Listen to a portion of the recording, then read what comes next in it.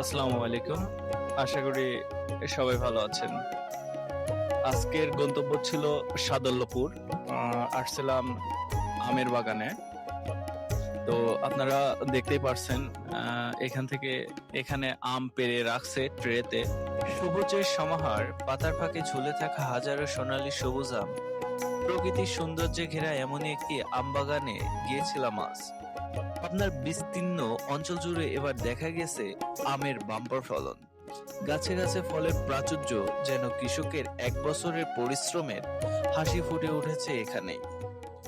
চলতি মৌসুমে আবহাওয়া অনুকূলে থাকায় অধিকাংশ বাগানের আমের উৎপাদন হয়েছে আশানুরূপ। দূর থেকে তাকালেই মনে হয় সবুজের পাতার মাঝে ঝুলছে প্রকৃতির অগণিত উপহার। এমন দৃশ্য শুধু চোখ জুড়ায় না, কৃষকের মনকেও জাগায় স্বপ্ন। ভোর থেকে শুরু হয় আম সংগ্রহের ব্যস্ততা। দক্ষ হাতে একের পর এক আম নামিয়ে আনছে বাগানীরা। প্রতিটি আমের পিছনে রয়েছে দীর্ঘদিনের পরিচর্যা। ভাই, এবার আম কেমন আসছে? এবার আমাদের পাবনাতে পর্যাপ্ত পরিমাণ আম আছে।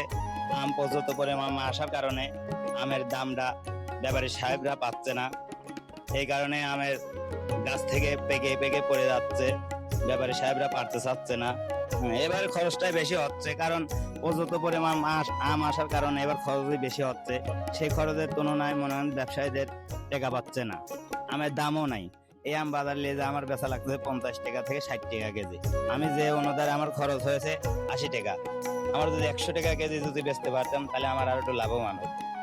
উৎপাদন বেশি হয়, বাজারে আমের সরবরাহ বেড়েছে, ফলে অনেক ক্ষেত্রে দাম কমে যাচ্ছে। কৃষকদের প্রত্যাশা, ন্যায্য মূল্য নিশ্চিত হলে তাদের পরিশ্রম সার্থক হবে এবং আগামী বছরও তারা আরো উৎসাহ নিয়ে আম চাষে এগিয়ে আসবে। তবুও প্রকৃতির এই অপরূপ ফলের প্রাচুর্য বলে দিচ্ছে পাবনার মাটিতে এখনো কৃষির সম্ভাবনা ভরপুর। আমের এই বাম্পার ফলন একদিকে যেমন আনন্দের খবর, অন্যদিকে কৃষকের ন্যায্য মূল্য নিশ্চিত করার বিষয়টিও সমান গুরুত্বপূর্ণ। সবুজে ঘেরা এই আমবাগান থেকে আজকের মতো বিদায় নিচ্ছি। আশা করি কৃষকদের ঘরে পৌঁছে যাবে তার পরিশ্রমের যথাযথ মূল্য, আর পাবনার আম ছড়িয়ে পড়বে দেশের প্রতিটি প্রান্তরে।